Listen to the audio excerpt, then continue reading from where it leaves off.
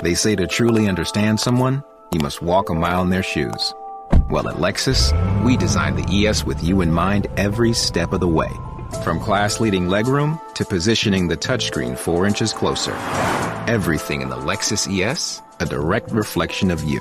Click the banner to discover more. Experience amazing at your Lexus dealer. 2022 ES versus 2021-2022 competitors. Information from manufacturers' websites as of 5/3/2021. Hey, what's going on? I'm just sitting here looking like a bum again with the dogs, Mother Mary, and you. And this all came about because I've seen now 3 episodes where people run onto the basketball court screaming and yelling. One lady glued her hand to the floor. The other lady chained herself to the thing. And now the latest one, some hot chick goes running out on the court. And then the security guard tackles her. It's unbelievable. What's going on with that? Well, they're protesting the death of 5.3 million chickens. This is all I knew going into this. 5.3 million chickens died at like a chicken factory. Do they call them chicken I don't even know. Anyway, Glen Tayor is the guy who owns the Minnesota TWolves. So at all these Minnesota TWolves basketball games, these people are running out on the court. And so most people are like, who are these terrorist lunatics? Me included. But then I was like, well, I'd kind of like to know more of what's going on here. So I sent an email out. First of all, I found out who was responsible for this. It's an organization called Direct Action Everywhere. Now, full disclosure, they do some crazy shit at like restaurants where they think there's a problem. That's in a nutshell. Like, go into the restaurant and disrupt shit. That's what they're known for, disrupting shit. So I was like, I need to know more about this. So I reached out to the folks over there, and I go, look, I'm kind of a jerk, but I'll give you a fair shot. Why don't you tell me what you're trying to do here? I'll bite. I will talk to you. Are you interested? I invited them on. And so John Frohnmayor, who is an attorney, organizer and attorney on the legal team for Direct Action Everywhere, and a nice lady by the name, and John's nice too, and a nice lady by the name of Dr. Crystal Heath. She is a veterinarian and founder of another nonprofit called Our Honor. So these are animal rights activists on the Eric Zane Show podcast. And basically, I just wanted to ask questions, doing the old Joe Rogan. I'm just asking questions and see, where they're coming from. So you may agree, you may not agree. I don't care. I just thought it was something you might be interested in. So here it is, my discussion with John Frohnmayor and Dr. Crystal Heath, who are affiliated with Direct Action Everywhere. Okay, so welcome. Thank you for doing this. Full disclosure, I was like, who are these crazy people? What are they doing? What's going on here? And I think, kind of let the ends justify the means, because here we are. And I did, is this what you need to do nowadays to be heard? Well, when you do kind of a disruptive action, it's pretty hard to include the entire message in what you're doing. And so part of the process is afterwards having conversations like these and responding to folks who are curious. But in general, I would say I do think disruptions are necessary. Our group has been doing investigations for years and years. We did an investigation of Rembrandt Farms owned by Glen Tayor, and we released it, and it got some attention, but not much. And since these 3 women have done these disruptions, the message has been amplified, many orders of magnitude. So, for better or for worse, I think it does work. I didn't know what direct action was, and now I know the website. I've taken a look. I'm talking to you, and I figured, it's worth a little bit of looking into. So, We appreciate that, Eric. Yeah, and I was honest with you. I was like, "Who are these crazy people? This is nuts," and I think a lot of people say that. Do you think this is this better for you? Is there good and bad with this and these people doing this on the basketball courts? I mean, is there some negative that you hate?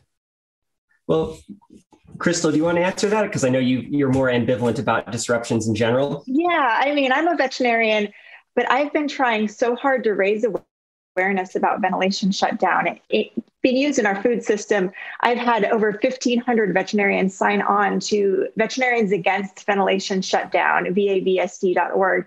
And we've tried to get the AVMA to address this issue and get producers to develop alternatives, especially before they repopulate. And we've been trying to raise awareness in the media about this and put some pressure on the AVMA and these producers to develop alternative methods that aren't so cruel to their animals.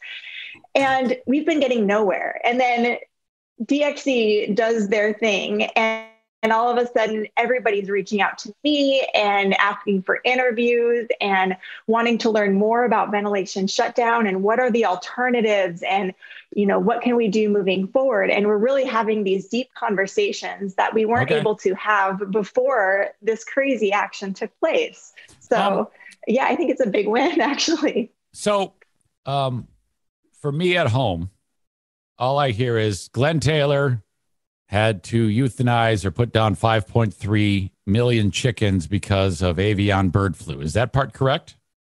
Yes. Okay. And then when I talked about it on my show, I was like, well, what are these wackos? What do these wackos think? What is he supposed to do? How else is he supposed to do it? Are you telling me there is a way that's because, that's a lot of birds. Is it? Because a lot of people just think, well, there's no other way to do it. Is there no other way to do it? So, 7 years ago, he did the same thing with 5.5 million of his birds were killed. And he got $11.3 million in taxpayer money for depopulating his birds via this way. We knew that avian flu was going to happen again. It was inevitable. And they didn't put in and stockpiles the supplies needed to do it in a better way. And certainly there's no humane way to kill this many birds, but there are alternatives. There are preferred methods. And it's especially hard using these cage systems that he has in place. And really, he should have used this opportunity and our taxpayer dollars to develop a cage-free system, a more humane system, instead of relying on these outmoded systems. But really, when we start having these conversations, it's like, what is the problem we are trying to solve here? Is it killing? How do we best kill 5 million animals, or should we be putting our resources and energy into preventing the need to kill this many animals and really looking at our systems and asking, should we be warehousing 5 million chickens in this way? And maybe we should develop a kinder food system, one that doesn't mean that human beings have to commit these mass atrocities. Why and don't then you? Couldn't you? Couldn't you and just, make something that's better for them that would be as effective cost-wise? And you know what I mean? Is it, or are you just saying you go do it, you can do better? No. Yeah, there are alternative methods for sure, but we have to look at the pragmatic approach. Okay. Before he's able to repopulate these birds, he needs to put in a method in place. And one of those methods are high expansion foam filled with CO2 or N2 that causes unconsciousness within 1 to 30 seconds and death within 3 minutes. It cannot be used in the cage system he has, so he has to change that system. But using our taxpayer dollars, which he's going to be getting, he should change his business model to that. But he is in a high-risk business model that, of course, the taxpayers are supporting. They're not allowing him to take on the business risk that is inherent in this business model. And we really start to have to wonder, should the taxpayers be funding billionaires to rely and depend on and perpetuate an inherently risky business model that could very much lead to the next pandemic in human beings, because avian flu could potentially create the next pandemic among humans. And that has been shown with flus in the past, influenza virus outbreaks in the past. And that future is coming. And we really have to look at, like, what are we doing here? So the pragmatic approach is, yes, there is an alternative method using high expansion foam, but long-term, we really have to look to the future and our structures in place that allow billionaires to commit these mass atrocities on innocent animals, and that pose a threat to public health too. Ultimately, if they weren't using chickens for food, that would be great, right? Is that, I mean, are you thinking like that, or are you thinking that you know full well that that's never going to happen? I mean, where's the mindset of the group? I mean, we disagree that that's not going to happen. You think about the changes that have happened throughout history. But right now, when we're killing this many birds, there's this brilliant op-ed by our friend Susanna Soto in the San Francisco Chronicle, where she was actually a slaughterhouse worker, and she had to kill 700 to 800 chickens during her 4-hour shift at the slaughterhouse. And she talks about the mental toll that takes. Slaughterhouse workers face one of the most dangerous professions in the United States. These are people from marginalized communities being exploited by billionaires like Glen Tayor. And, our food system does not have to rely on that for the rest of eternity. There are alternatives being developed, and we can get all of the nutrients we need from plants. And John can talk about, how social change has happened in the past and how we hope that our food system can be transformed and revolutionized so that we don't have this much suffering on the planet. And John, before you get to that, let me ask you this, guys, Sure. Because, I mean, with the clothes we wear, I mean, of animals affect nearly everything that is around us. Right. I mean, do you sometimes run the risk of any type of being labeled as a hypocrite because, you might be utilizing the food chain to some degree?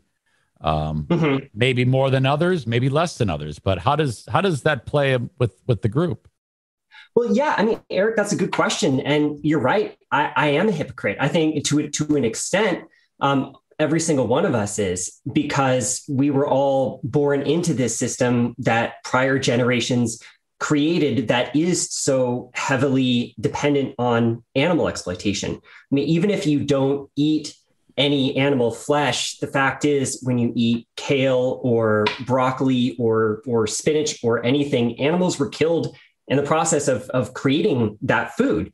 Voles were ground to death in tilling. But I don't think that is a reason to give up on creating change. I think it should be motivation to change the system as a whole. Our group, one of the things that makes us unique, at least in the beginning, and I think this is increasingly the case in the animal rights movement, is that we de-emphasize individual consumer change and we try to look at changing the system as a whole.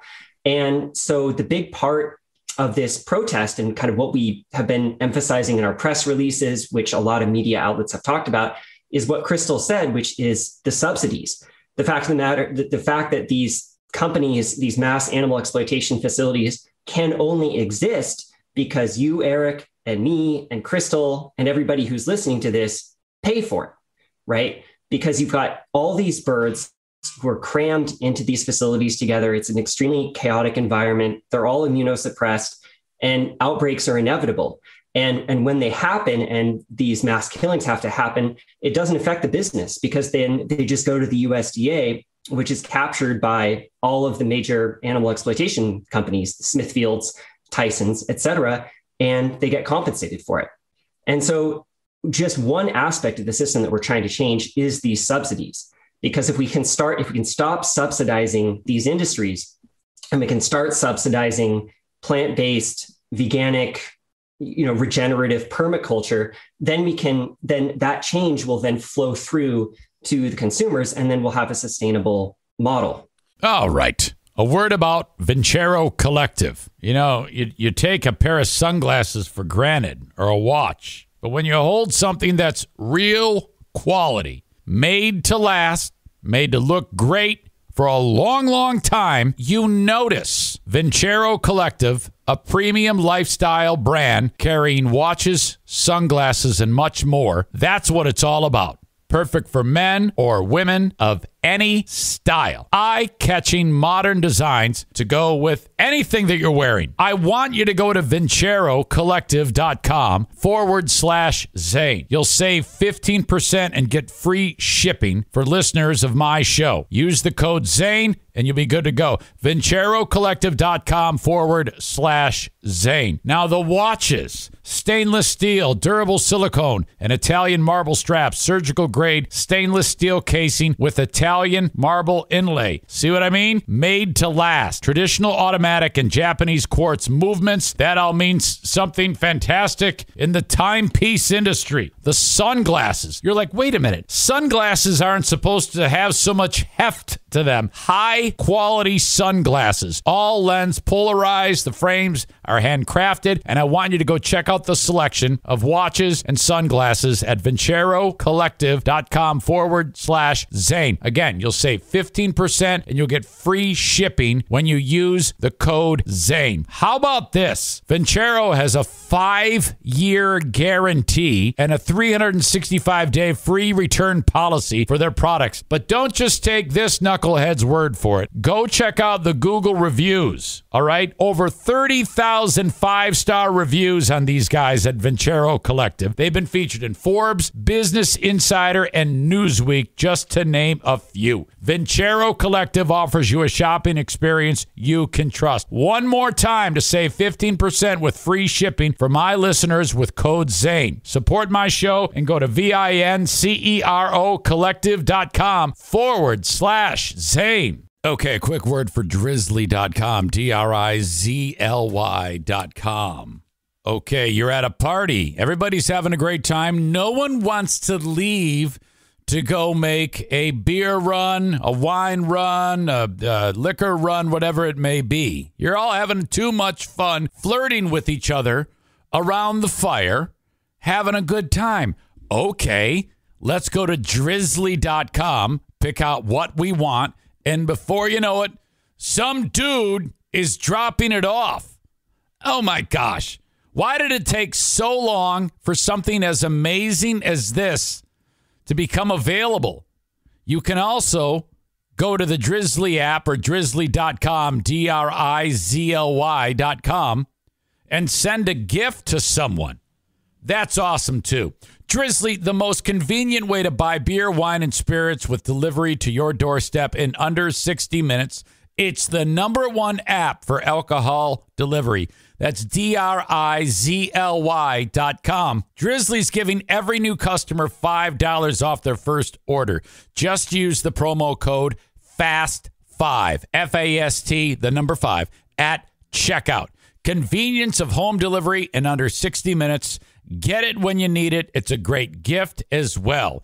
Drizzly.com, DRIZLY.com. Fast 5 at checkout to save $5. Does that make sense? Yeah, absolutely. It makes sense. And I appreciate you guys for talking on my level, because it I sometimes words bounce off me, and you're doing a great job. Let me ask you this. Like a lot of people I know go out and they'll harvest a deer or elk, and they'll utilize the animal and use the meat. You maybe even use the hide or something like that. Right. Does that seem because I know that a lot of conservation officers, they're looking at deer populations and looking at numbers and chronic wasting disease, and they describe that if the population isn't harvested the way it should be by the hunters, it could lead to more problems. There's a balance involved. I'm sure you've all heard this before. Does that make any sense to you? Yeah. So what we found whenever humans try to kind of take control over a habitat by killing off some of the species. I mean, hunting is definitely a preferred alternative to factory farming. Unfortunately, there's just not enough land on planet Earth to feed people their current levels of meat consumption in a hunting model.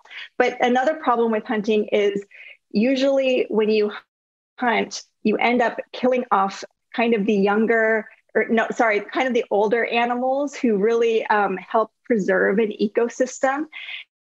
And when you kill off those older animals, a lot of younger animals come in. You have an actually increase in population that is detrimental to the environment. It kind of throws everything off. They overgraze. That disrupts the delicate balance that nature had made. So whenever you have human influence, we always end up messing it up instead of really helping out. And this has been shown time and time again. One book I really loved was This Land by Christopher Ketchum, which really kind of describes how this happens. But yeah, John, do you have any comments on that? No, yeah, that makes sense. And I mean, I think that the only thing that I would add is I think the underlying, the missing piece from the underlying philosophy of trying to intervene in wild animal populations is just seeing those animals as individuals. And I think that's because our society conditions us to not perceive animals as individual, non-human animals, rather, because human beings are animals also, as individuals who have their own lives and their own families. And so like when people go, I agree with Crystal, it is a preferred method to hunt than to factory farm. But at the end of the day, you're still killing an individual who has their own life and their own family. Maybe there are other animals who are now going to die also that you never even see because they were dependent on the animal that you just, whom you just killed. And so, yeah, and yeah, that's exactly right. I mean, just you're out there in nature and you see this beautiful deer. Don't you just want to enjoy them? We don't have to eat meat. We know this. We have alternatives and we have wonderful whole food, plant-based meals that we can eat that are healthy and give us everything we need. There's no need to inflict violence on another living being who's out there peacefully enjoying the world and nature. And I think that does something to us when we kill somebody needlessly like that. Yeah. Your website, Direct Action Everywhere, it says until every animal is free. What do you mean? What do you mean by that?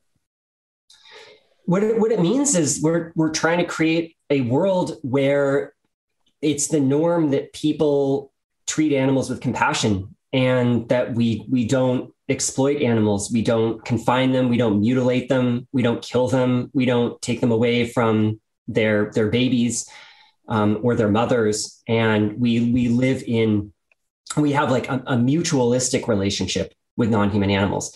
So I guess what I should clarify what I mean. The way that I think about this is like in biological terms, when you look at the relationships among species on Earth, you classify them as mutualistic, where both species benefit, as a commensalism, where one species benefits and the other is not affected, and parasitism, where one species benefits and the other's harmed. And when you look at the relationship that human beings have with all other animals on the planet, save for maybe dogs and cats, it's a parasitic relationship, right? And the problem with parasitism is that oftentimes parasites kill their host, right? And the relationship that human beings have, not just with other animals, but with the planet itself, is a parasitic one. And we are killing the earth. And what is driving the destruction of life on the planet, of the biosphere, is animal exploitation. And one very clear example of this is that 80 to 90% of the deforestation of the Amazon rainforest is caused by cattle ranchers. It's actually not the timber companies. It's not the strip miners. It's not the oil and gas companies. It's people who are exploiting cows. See. And there's an underlying philosophy that's similar between people who destroy the planet and people who kill animals. In both cases, it's the idea of feeling free to extract money from someone else or something else, regardless of what other costs that creates for them or for others. So does that make sense? That's I don't know. No, it does. It does. And the reason why I brought it up is, I'm getting an idea of where you are and how, kind of like the basis for the group. And that's why I brought you on here. Totally.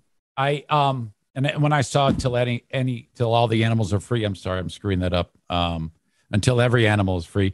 I'm like, does that mean they don't like it that I have a dog? We have I have a dog. My wife rescued a dog from Bangalore, and we love him very much. Okay, good.